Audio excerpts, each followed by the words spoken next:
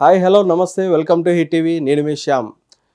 ఈరోజు గత 2 రోజుల నుంచి తెలుగు రాష్ట్రాల్లోనే కాదు పాన్ ఇండియా వైజ్ అయితే మాత్రం ఒక సినిమా గురించి అయితే మాత్రం చాలా అంటే చాలా హైప్స్ అయితే మాత్రం ఉన్నాయి, నడుస్తున్నాయి. ఇప్పుడు సినిమా కూడా భారీ హిట్ అయితే బ్లాక్ బస్టర్ అయితే అవడం జరిగింది. అదేదో సినిమా కాదు, సలార్. అయితే ఇప్పుడు ఆ సలార్ టీం నుంచి మనతో పాటు స్పెషల్ గెస్ట్ అయితే మనతో ఉన్నారు.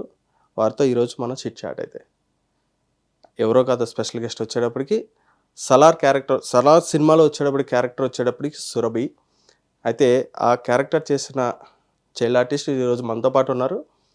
పరిచయం చేసుకుందాం. హాయ్ అమ్మా, హాయ్. ఎలా ఉన్నావు? నేను బాగున్నా. మీరు? బాగున్నారా? సూపర్. ఎందుకంటే సినిమాలో చూసిన కదా క్యారెక్టర్కి ఇప్పుడు నేను రియల్గా చూసేటప్పటికి అయితే మాత్రం నువ్వు కాదేమో అని చెప్పని అనుకున్నా జనరల్గా అయితే, కానీ నువ్వే అని చెప్పని అంటున్నారు అందరూ కూడా. అది నిజమే కాదో నువ్వే చెప్పాలి. నిజమే. నువ్వేనా? ఎందుకంటే సినిమాలో వచ్చే ఆ కైండ్ ఆఫ్ క్యారెక్టర్ వచ్చేటప్పటికి ఏంటంటే ఆ కాస్ట్యూమ్ కానీ అదంతా కూడా చాలా డిఫరెంట్గా ఉంటుంది. ఆ, అక్కడికి ఇప్పటికి అయితే మాత్రం టోటల్ అసలు ఆ రేంజే చేంజ్ అయిపోయింది. ఎట్లా అనిపించింది నీకు ఆ క్యారెక్టర్ నీకు ఇవ్వగానే? నాకు చాలా బాగా అనిపించింది ఫస్ట్. చాలా బాగుంది. క్యారెక్టర్ కూడా నచ్చింది. అండ్ ఫస్ట్ ఆఫ్ ఆల్ నీకు ఈ ఆపర్చునిటీ ఎలా వచ్చింది? నాకు మోడల్స్ వరల్డ్, నేను ప్రతిదీ మోడల్స్ వరల్డ్ త్రూ చేశాను. Okay. Models world agency Amit sir side నుంచి నేను ఝాన్సీ వెబ్ సిరీస్ చేశాను. ఓ గుడ్. అమిత్ సార్ దాన్ని స్టేటస్ పెట్టారు. ఓకే. అప్పటికి వీళ్ళు సలార్ వాళ్ళు ఈ సురభి క్యారెక్టర్కి సర్చింగ్లో ఉన్నారు. అప్పుడు అమిత్ సార్ స్టేటస్ చూసి మమ్మల్ని అప్రోచ్ అయ్యారు. అవునా? అయితే సలార్ క్యారెక్టర్లో అయితే సురభి, మరి రియల్గా అయితే ఫర్జానా. ఫర్సానా. నైస్. ఫర్సానా బాగుంది. అంటే ఇప్పుడు వాళ్ళు అప్రోచ్ అయ్యారని చెప్పని అన్నారు కదా, మీరు ఆడిషన్స్కి మీరు వెళ్ళినప్పుడు ఎట్లా ఉంది మీ ఎక్స్పీరియన్స్? అంటే ఇది సలార్ మూవీకి అని చెప్పని మీకు ముందు తెలుసా? నాకు ముందు తెలీదు. అంటే ఆడిషన్ చేసి బయటకు వచ్చినప్పుడు ప్రశాంత్ నీల్ సార్ చెప్పారు. అవునా? అంటే డైరెక్ట్గా ఇప్పుడు మీరు ఆడిషన్ ఎవరికి ఇచ్చారు? ఆడిషన్ నేను అక్కడ టీం వాళ్ళకి ఇచ్చాను. ఓకే.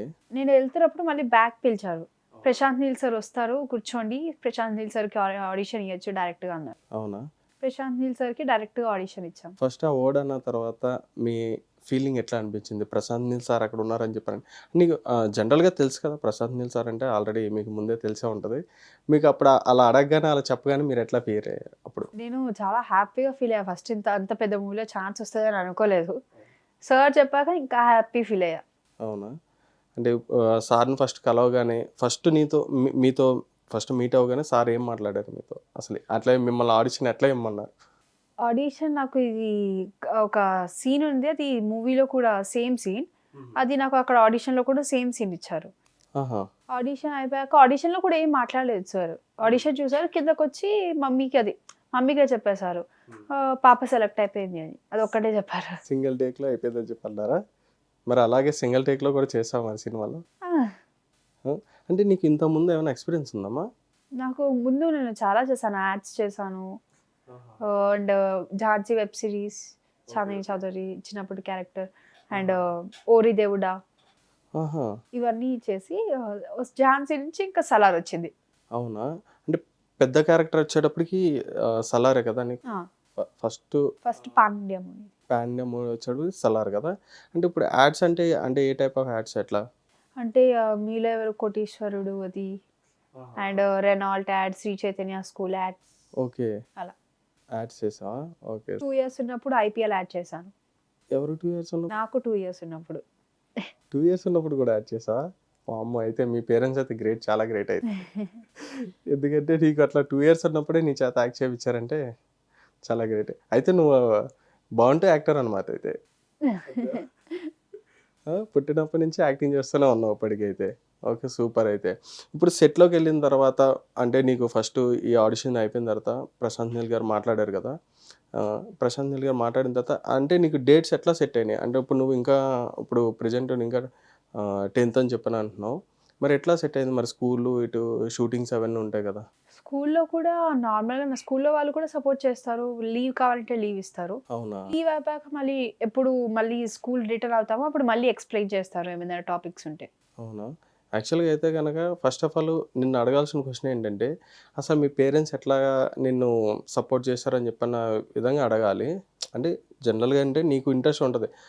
ఇప్పుడు చాలామంది ఏంటంటే రీల్స్ అవన్నీ చేస్తా ఉంటారు. ఇప్పుడు చిన్న చిన్న పిల్లలు వీళ్ళందరూ రీల్స్ చేయడం, షార్ట్ ఫిల్మ్స్ చిన్న చిన్న షార్ట్స్ అవి చేయడం చేస్తా ఉంటారు. అవన్నీ చూస్తే ఏంటంటే వాళ్ళకి ఇంట్రెస్ట్ అది. అలా నువ్వు గూడా రీల్స్ అవి చేసి అట్లా అప్రోచ్ అయ్యావు అని చెప్పని అనుకుంటారు జనరల్‌గా. కానీ నువ్వు చెప్పడం ముందే చెప్పేసావు. నా పేరెంట్సే నాకిట్లా సపోర్ట్ ఉన్నారని చెప్పి అన్నావు గదా! అదైతే క్వెషన్ అయితే నిన్ను అడగను గూడా అడగవసరం లేదయితే దాని గురించి. ఎందుకంటే నేను చిన్నప్పటి నుంచే నిన్ను యాక్టింగ్‌లో ఉంచారు కాబట్టి. ఓకే. స్కూల్స్ నుంచి నీకు సపోర్ట్ గూడా ఉంది. ప్రాబ్లమ్ లేదు. అంటే ఈ సినిమా మీరు ఎన్ని రోజులు చేశారు? టోటల్‌గా అసల? 7 షెడ్యూల్స్ 1 ఇయర్. 7 షెడ్యూల్సేనా? 7 షెడ్యూల్స్ 1 ఇయర్ చేశారా? ప్రశాంత్ నీల్ గారంటే మినిమమ్ ఉంటదది నిజంగా. అందులో మీరు గూడా బుక్ అయిపోయారైతే. అవునా? 7 షెడ్యూల్స్ 1 ఇయర్ చేశారా? 1 ఇయర్ అంటే ఇంకా అదే క్యారెక్టర్‌లో ఉన్నారమ్మా?